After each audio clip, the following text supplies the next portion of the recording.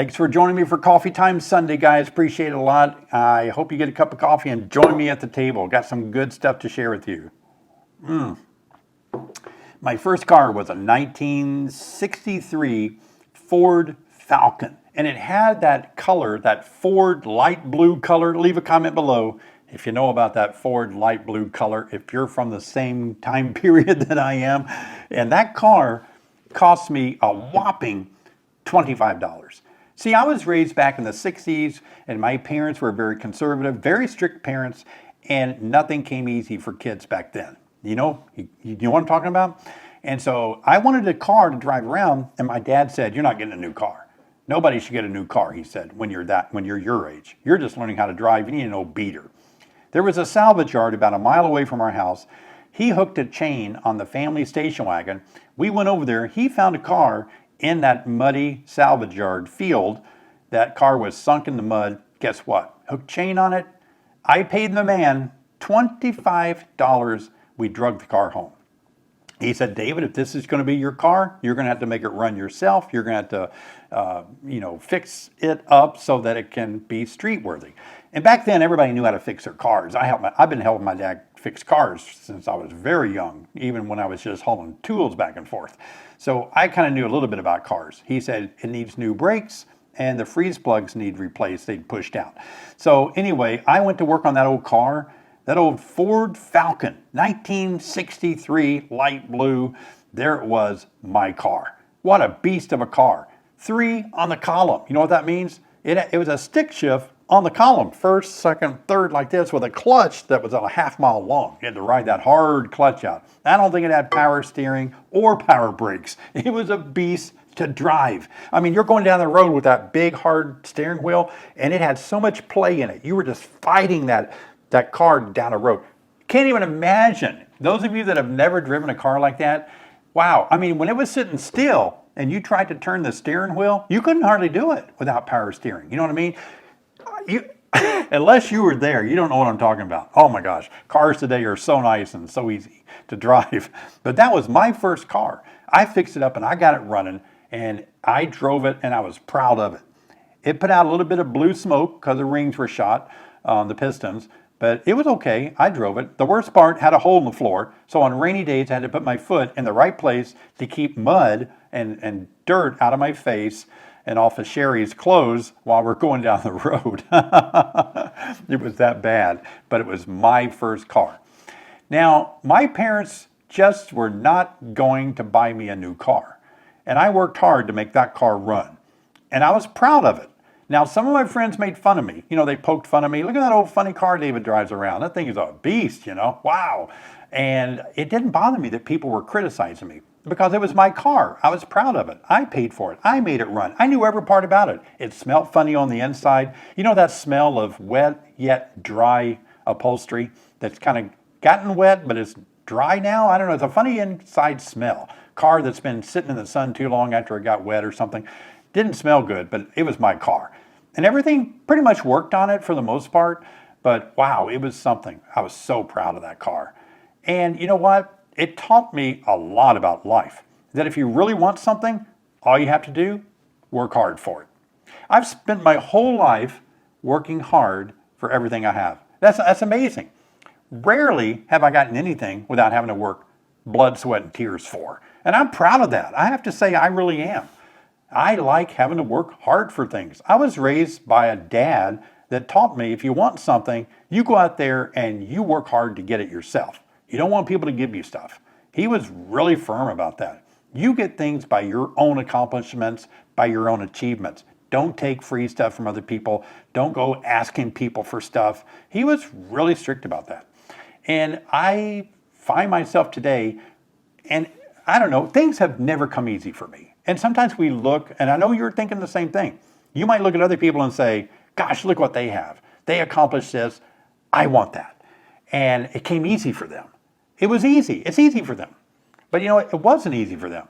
Now, some of you think doing this comes easy to me. It doesn't. I remember the first time in high school that I had to give a public speech. You have to get in front of the class with your note cards and speech class or something, and you had to give a talk. Oh my gosh, I could not do it. It was so difficult getting in front of somebody and talking. They say that's the number one fear is public speaking. And it was for me when I was a teenager. Oh, it was horrible.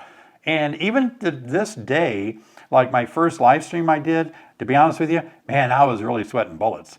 I've done a lot of public speaking. I teach a lot on beekeeping. I speak on beekeeping in conferences. I'm going to be in Nebraska. No, wait a minute, not Nebraska, Nevada. I'm going to be in Nevada this weekend. I'll be speaking over there. Now, speaking does come easy for me. You know why? Because I've spent 50 years doing it. It wasn't an overnight thing.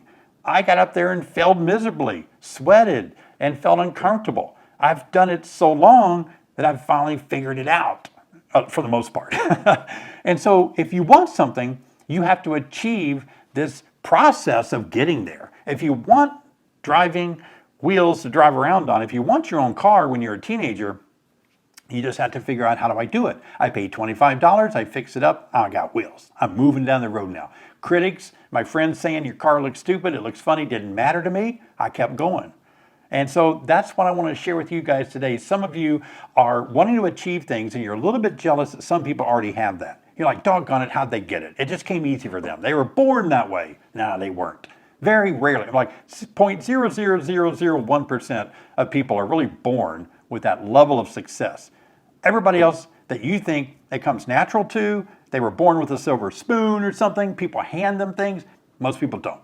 Most people that are very successful at anything, whether it's being a musician, or an artist, a YouTuber, a race car driver, an airplane pilot, a doctor, a lawyer, anybody that does anything that they enjoy, they have figured out a way to work hard, to research it, put the time in, and do it. I tell people I'm a 20-year overnight YouTube success. Do you know what I mean by that? It took me 20 years of failing to finally figure out how to do this right.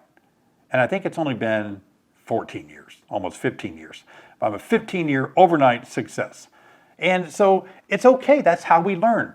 In fact, if you think about it, the time that you put in learning is really the most enjoyable and the most profitable time for you personally to grow and to learn. They say that every 10 years you should reinvent yourself. Now, I don't know if that's true or not. And I think what they mean by that, sometimes we get bored of something that we're doing, and not that we have to stop what we're doing, but we add something more to our life.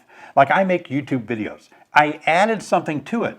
I added live streaming a few weeks ago. Now, live streaming doesn't come easy for me. It was a new part of YouTube. It was changing myself. It's reinventing myself by doing a live streaming. But live streaming doesn't come easy. There's more to it. Live streaming isn't cheap. I had to buy equipment. I had to spend more money. Some people think you're going to make a lot of money on live streaming. You're going to spend more money. I have to pay more money for camera equipment, for pieces of hardware to make things work, for better internet connections. I have to spend more money to live stream. I have to spend more time, more energy, more resources figuring it out, failing, and then saying, oops, that's not right. How do I do that better? So I'm here on Sunday, coffee time, to encourage you that maybe there's something in your life that you need to look deep down inside of and say, I keep wanting it for free. I keep wanting it without having to put the hard work into it. I don't want to put the hard work into it. I don't want to put the time into it. I'm not that interested in it. Well, maybe you don't want it then. But there is something maybe within you that's time to enhance it or to improve it or to take it to another level. There's a lot of things in our life that are worthy to be leveled up. It really is. We can become too content, and nothing wrong with being content. That's a great accomplishment. But sometimes we can become content in the areas that we need to level up on. A lot of you are leveling up beekeeping skills. Maybe you lost your hives this year. You're going to level up, keep your hives alive through the next winter. Level up being a better person.